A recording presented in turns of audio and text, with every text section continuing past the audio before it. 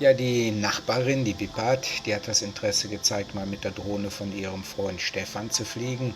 Ich zeige ihr jetzt gerade, wie die ausgerichtet wird. Immer die Kamera weg von einem, damit man rechts, links gleich mit der Drohne hat. Und wenn man sie zu sich zeigt, dann ist rechts nicht rechts, sondern dann links, wie sie fliegt. Ja, die Grundlagen habe ich jeder mal gezeigt. In der Vergangenheit habe ich ja auch Drohnenpiloten ausgebildet vor der Pandemie. Dafür ist auch dieser große Landeplatz da für Drohnen. Ich habe sie instruiert und sie startet jetzt mal alleine und das ist natürlich aufregend.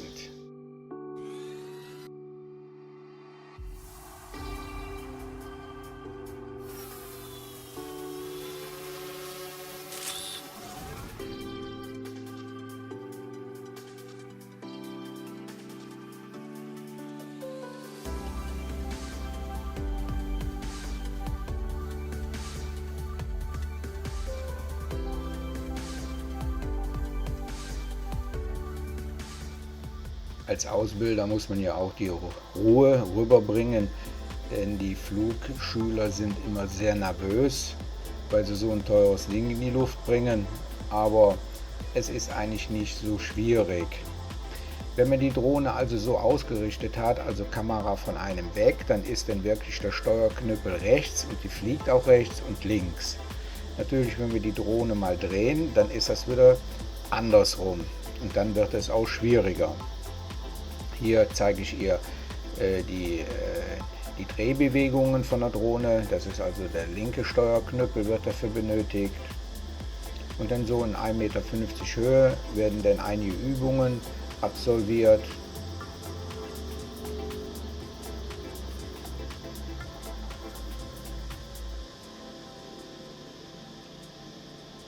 Ja, und jederzeit könnte ich dann auch eingreifen, wenn was sein sollte. Dafür stehe ich hinter ihr.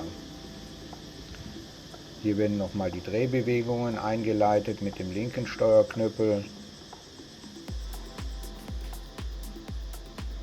Einzelne Erklärungen mache ich da, also dass rechts und links sich eben halt dreht, wenn die Drohne auf einen zukommt.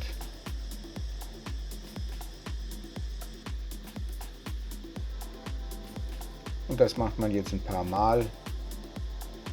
Auch das Starten und Landen wird ein paar Mal geübt, damit dann ein klein wenig Routine reinkommt. Und sie hatte super viel Spaß daran und war sehr konzentriert, muss ich sagen.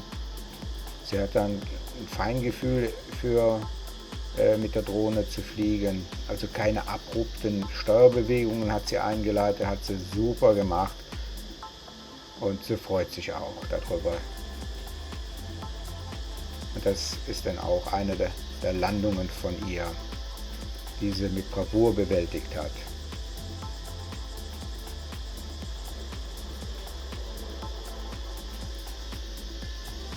Und dann geht es wieder in die Luft. Der Stefan guckt mir zwischendurch auch dazu, was mit deiner Drohne passiert. Ich mache leichte Korrekturen. Aber jetzt ist das Wesentliche, wenn man höher kommt, dass man nicht die Drohne sich anschaut, die zu fliegen, sondern man macht das dann über das Display. Und dann ist rechts und links ganz einfach, weil man ja die Flugrichtung der Drohne erkennen kann über das Display. Früher war das eben halt anders, da gab es ja keine Bildübertragung, da musste man immer gucken, wie das Fluggerät in der Luft war und danach eben halt die Bewegungen einleiten. So, jetzt zeige ich hier nochmal für den Notfall, was man machen muss. Da muss man also die Steuerknüppel nach außen diagonal runterziehen, dann gehen die Propeller aus. Das ist aber nur für den Notfall.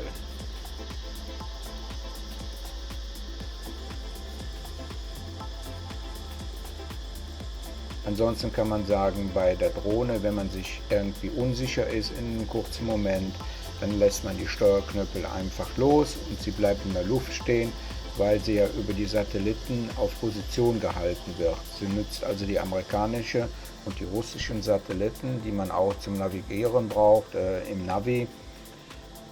Und darüber hält sie auch die Position. Das heißt also, wenn Wind ist, dann wird die nicht weggeblasen, sondern sie wird dagegen steuern und nur die Steuerbewegungen, die vom Steuerknüppel übertragen werden, die werden auch nur ausgeführt. Also die billigen Drohnen, die man so kaufen kann, die haben das nicht. Wenn da ein Windstoß kommt, dann muss man eben halt dagegen arbeiten. Und die sind viel, viel schwieriger zu fliegen als so eine professionelle, das ist eine DJI Phantom Drohne. Die kostet ja auch ein bisschen über 1000 Euro. So, und jetzt gehen wir schon mal über die Bäume. Da hat man ein größeres Flugfeld und dann wird dann eben halt rechts, links gesteuert und man muss natürlich immer die Orientierung behalten, wo es wieder zurückgeht. Aber ich zeige ja auch im Laufe des Fluges, was man machen kann, wenn man die Orientierung verloren hat. Da gibt es einen speziellen Knopf, Come Home, da drückt man zweimal drauf und dann kommt die Drohne automatisch wieder zum Startplatz zurück.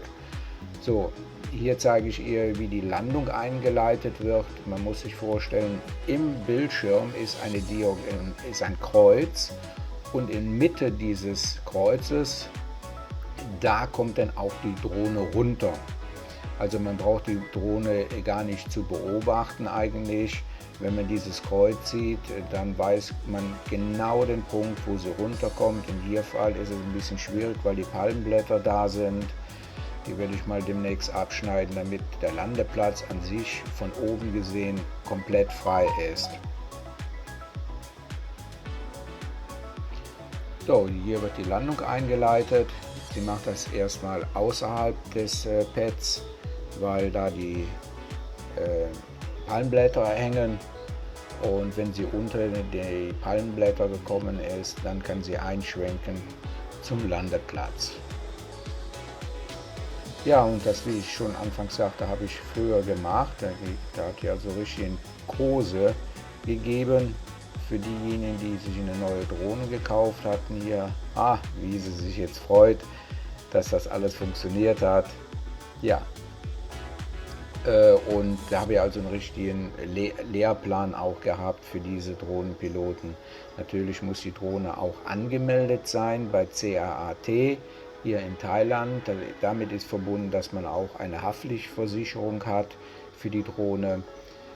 Das ist eigentlich das Wichtigste und man hat hier in Thailand also nur eine Registrierung und auch eine Funkregistrierung und das ist es eigentlich.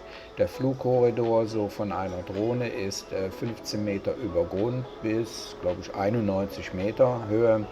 In diesem Flugkorridor darf die Drohne sich bewegen. Wenn ich also schon mal am Strand komme und da fliegen welche mit den Drohnen 5 Meter über die Leute hinweg, natürlich sind die genervt. Hatte ich auch den Fall gehabt bei der Massage, da flog die immer hin und her. Das ist natürlich nicht gut, es entspricht nicht den Vorgaben und man bekommt da bestimmt keine Freunde dadurch, wenn man mit diesem Geräusch da über die Leute hinweg fliegt. Also Leute, 15 Meter Höhe. Dann ist auch die Sicherheit gegeben, dass man die Gesichter nicht mehr erkennen kann. Und bis 90 Meter kann man fliegen. Und natürlich nicht über Militärgelände, Krankenhäuser oder Polizeistationen. Das ist verboten. Und man hat auch natürlich um den Flughafen, auch hier in Samui, einen Sicherheitsbereich. Da muss man sich dann auch anmelden, um da reinzukommen, um dort zu fliegen. So, jetzt geht die erste Strecke bis zur Beach und da geht sie jetzt mal runter bis zum Meer. Und da geht es jetzt auch darum, das Ganze zu koordinieren mit der Kamerawinkeleinstellung. Man fliegt ja eigentlich mit einer Kamera rum und man will ja schöne Bilder machen und das ist nachher nur durch Training kann man das machen, dass man dann Flugbewegungen macht und auch Kamerabewegungen, alles in einem. Das sind also viele Hebel, die man da drehen muss und bewegen muss, damit man ein flüssiges Videobild nachher bekommt. Aber das war ja nicht das Hauptziel, es war jetzt erstmal, sie daran zu bringen, dass sie Spaß daran hat, mit der Drohne zu fliegen. Und ich glaube, das wird eine gute Schülerin werden, Sie hatte also sehr, sehr viel Spaß. Ja, hier werden nochmal Instruktionen für die Landung gegeben, wo sie drauf zu achten hat. Vor allen Dingen bei der Landung kommt die Drohne ja wieder auf einem zu mit der Kamera und dann, wenn sie in Sichtweite ist, dann dreht man die Drohne mit der Kamera weg und dann kann man sie ja auch optisch kontrollieren bei der Landung und dann ist, wie gesagt, rechts und links immer gleich. Dann ist es viel einfacher.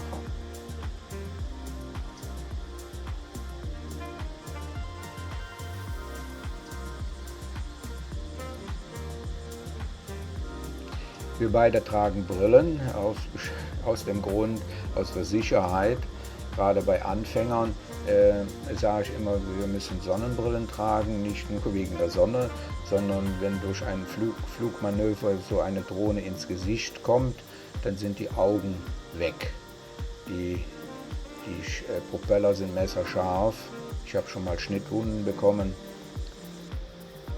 Daher tragen wir auch Schutzbrillen im Endeffekt. Hier startet sie jetzt mal das erste Mal die Drohne, ohne dass sie sieht. Das ist eigentlich das, was man auch später macht.